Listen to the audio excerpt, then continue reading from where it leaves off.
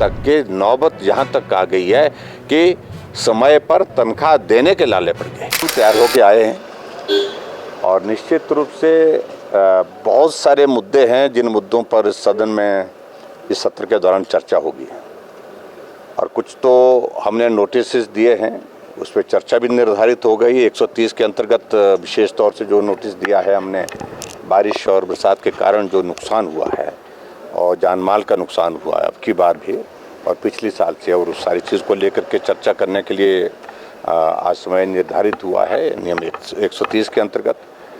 और इसके साथ साथ में जो और भी मुद्दे हैं जिन मुद्दों को लेकर के हमने अपनी स्ट्रेटजी बनाई है और निश्चित रूप से उन सारे मुद्दों को लेकर के हम चर्चा करेंगे। कानून व्यवस्था बहुत बड़ा विषय है। कल मॉब लिंचिंग में वहाँ बद्दी में एक चौराहे पर सड़क पर ही पीट करके एक आदमी को, एक लड़के को तो जान से ही मार दिया और दूसरा जो है वो ज़िंदगी और मौत के बीच में पीजीआई में एडमिट है और गिरफ्तारियाँ भी उसमें बहुत कम अभी तक हुई है। 15 लोग जो वहाँ पर लाठियों और डंडे से पीट रहे थे, उनको वो वीडियो देखने लायक नहीं है जिस तरह के हालात बने हैं। और उसके साथ साथ में जो प्रदेश में जो भ्रष्टाचार है एक बहुत बड़ा मुद्दा है और कोई महकमा ऐसा नहीं रह गया जहाँ पर बड़े पैमाने पर, व्यापक स्तर पर और कुछ जगह राजनेता, कुछ जगह अधिकारी इन सारी चीज़ों में इन्वॉल्व हैं, जो चिंता का विषय है। और ऐसे सारी बातों को लेकर के बाकी राजनीतिक मुद्दे तो है ही हैं, जो कमिटमेंट्स इन्होंने की थी, जो गारंटी इन्होंने दी थी, उन गारंटियों पर तो हम बात करेंगे ही करेंगे। एक एक गारंटी से अपने आप ही मुकर गए। हम पहले ही कह चुके थे इस बारे में कि 10 जन्म में भी कांग्रेस इन गारंटियों को पूरा नहीं कर पाएगी। हमारी बात कही हुई गलत नहीं थी और आज उन्हीं बातों से मुकर रहे हैं।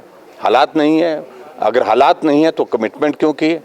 चुनाव से पहले आप झूठ बोल करके लोगों को गुमराह करके जो है सत्ता हासिल करने के लिए, कुर्सी हासिल करने के लिए कुछ भी बोलते रहो और उसके बाद सत्ता आ जाती है, कुर्सी आ जाती है, उसके बाद आप मुकरते जाओ कि भाई आज की हालात नहीं है, आर्थिक स्थिति नहीं है।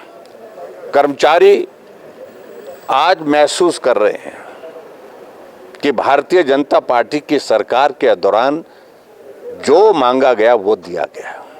एरियर्स उनके दिए गए, डीए की किस्तें उनकी अदा की गई, मेडिकल रिम्बर्समेंट के सारे जो पेंडिंग बिल्स थे उस पर पेमेंट की गई उनको। और आज ना उनको मेडिकल रिम्बर्समेंट मिल पा रही है, ना डीए मिल रही है। यहाँ तक के नौबत यहाँ तक आ गई है कि समय पर तनख्वाह देने के लाले पड़ गए।